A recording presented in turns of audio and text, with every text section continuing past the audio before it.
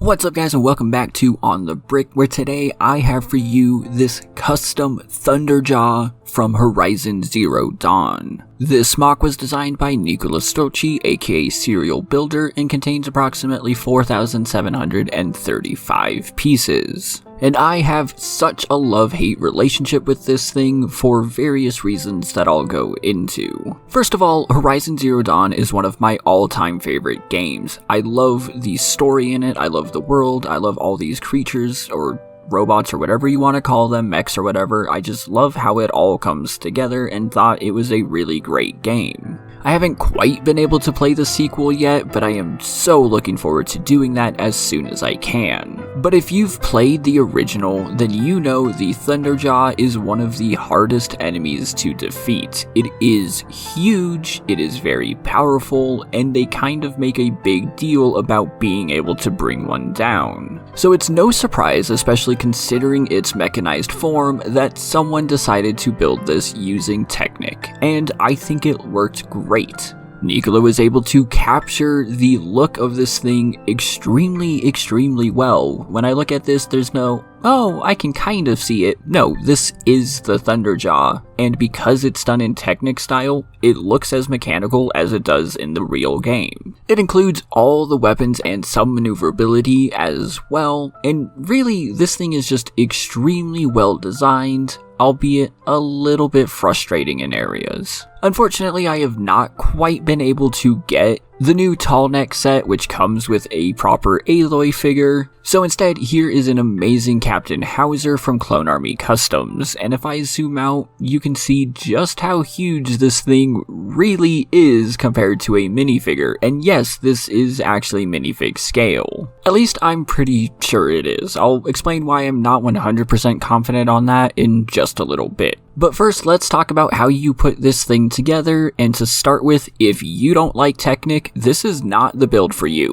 like, at all. I personally am not really a fan of Technic. There's a few sets that I will try and do, but overall, I just don't really find it as enjoyable or cathartic as system sets, or basically, you know, putting bricks and pieces together. If you mess up a LEGO Star Wars set, it's pretty easy to go back and fix it, but messing up Technic is a whole other level, and it really makes it that you have to pay attention as you're putting things together. And doubly so when it's a MOC like this.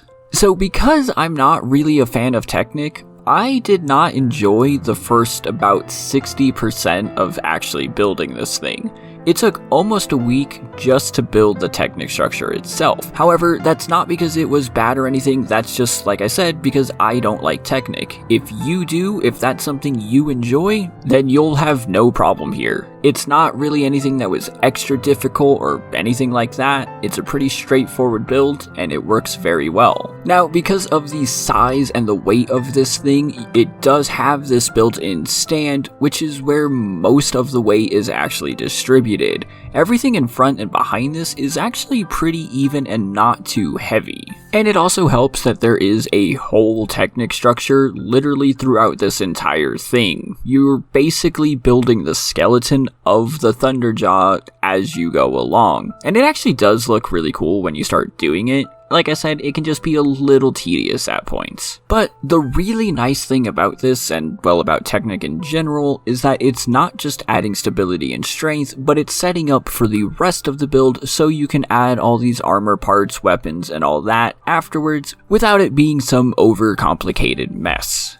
Now, this isn't just some random display piece either. There are actual details here. For instance, you can see the heart of the Thunderjaw right in the middle of all of this.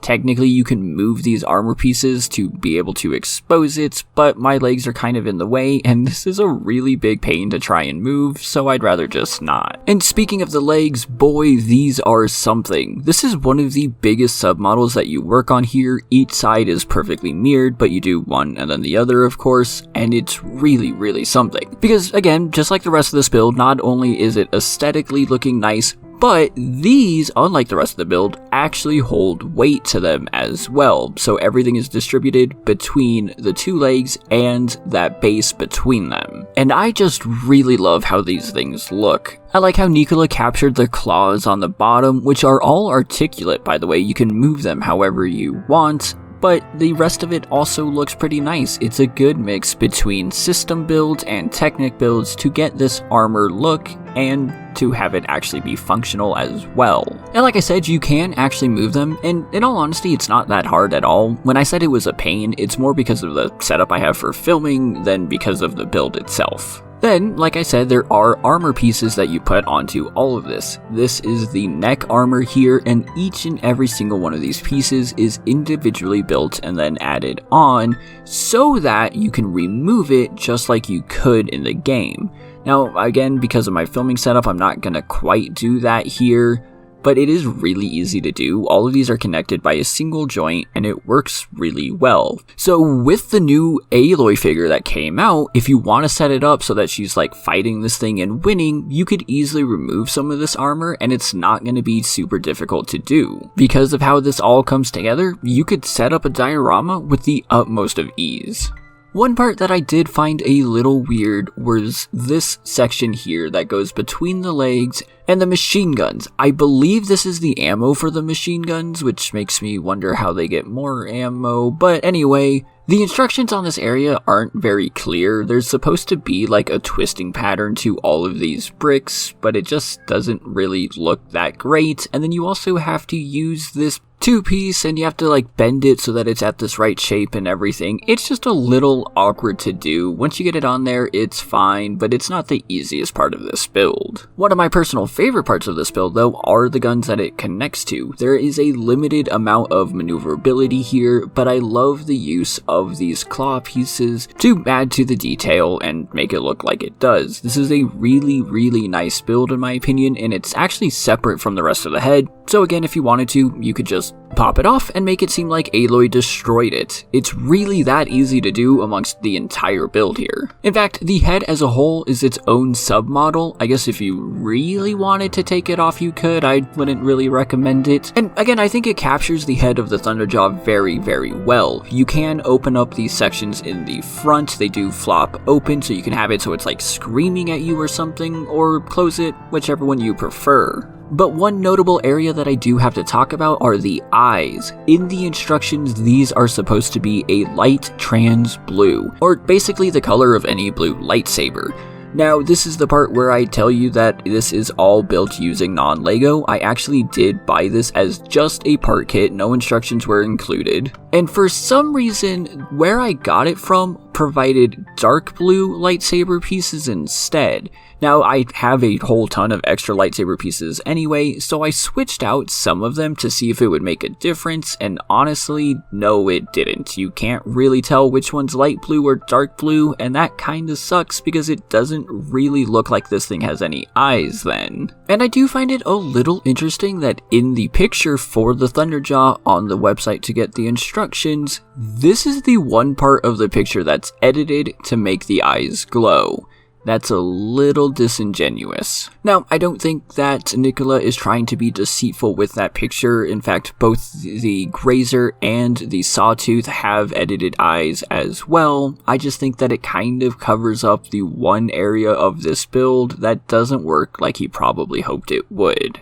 But moving on from that, you can easily move the head up and down. It's not a very difficult thing to do. You can also kind of move it left to right, but it kind of moves the whole neck. However, if you want to, it also rotates, which is pretty awesome because then you can really pose this thing however you want. One of the other sections that you can break away is this radar here. This is probably the single easiest section to break away as it's only connected by a single piece. But I like how simple this is. There's nothing too extraordinary here. I just like it. And right behind that, you do have the very tall antenna builds. These again use those big bendable tubes and makes this just a little hard to display on a shelf, but you know, that's a very minor complaint for a build that's really awesome. Now just behind that though are some of the biggest weapons that the Thunderjaw has with its disc launchers. There are two identical ones, one on each side, and then each one has the 3 disc launchers on them, which are all identical. Now, if you don't like builds that have you mirror things or do things several times,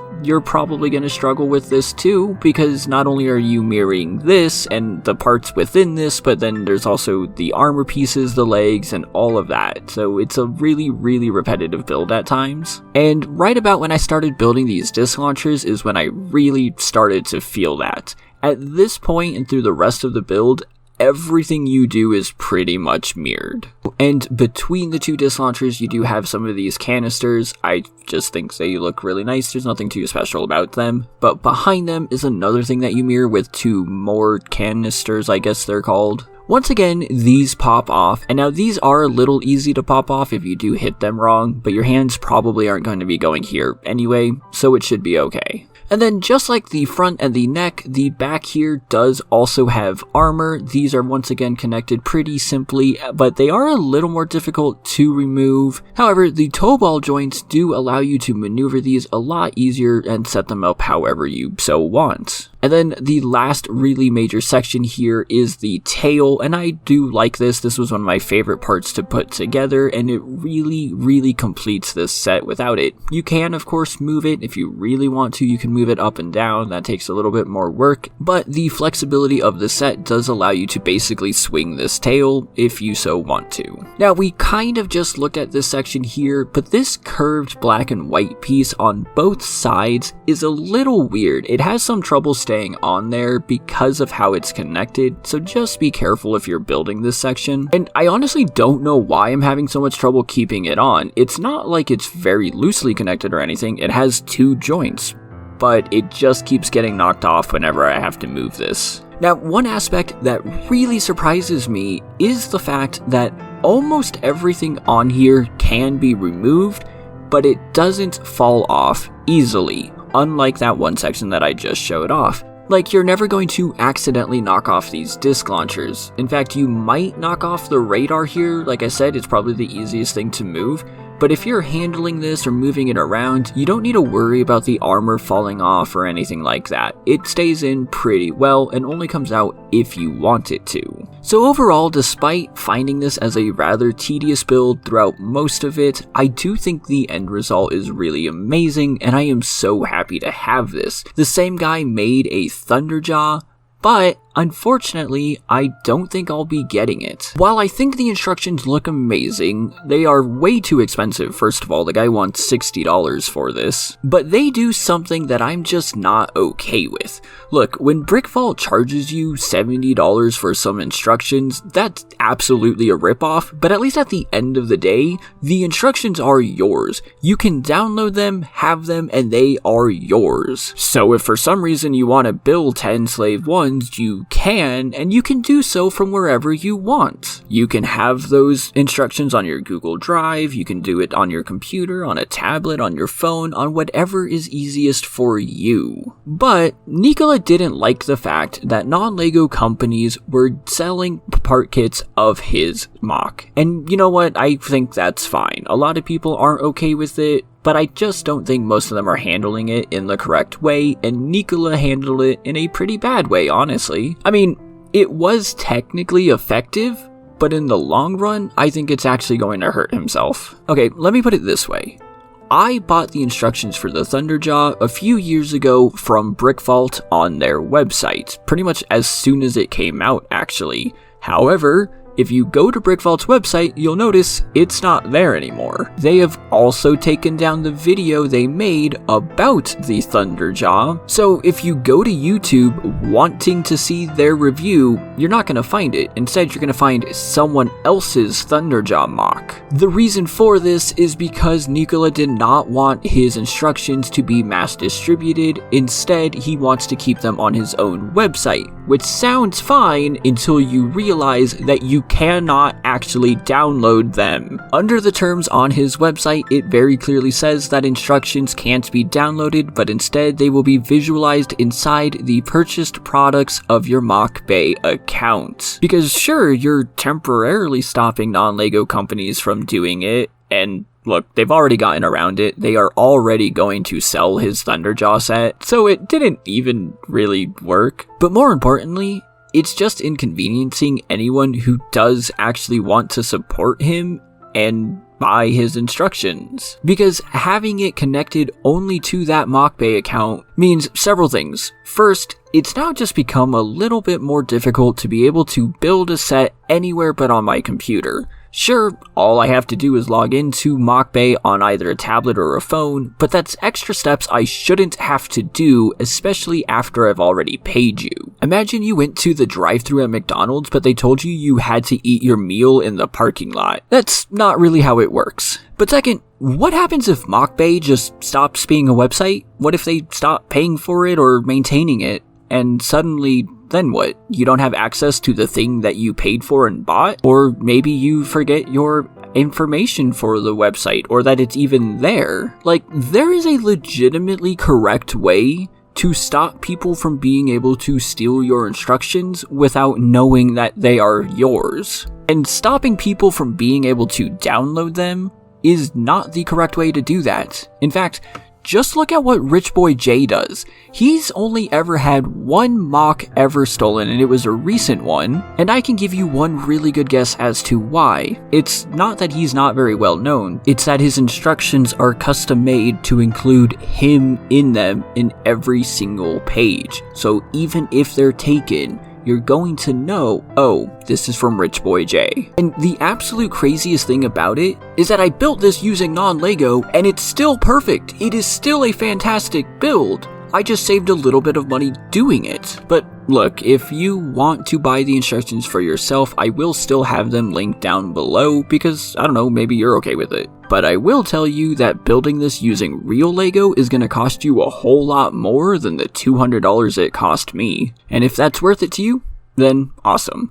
But I would like to know your thoughts on this model in the comments down below. If you liked what you see, please do consider hitting that like button and subscribing to see more content. And if you want to support me even further and see other awesome builds, then consider checking me out on Instagram, Discord, and of course on Patreon, where you can support the monthly minifigure giveaways, get extra entries into it, and get shoutouts like Jonathan.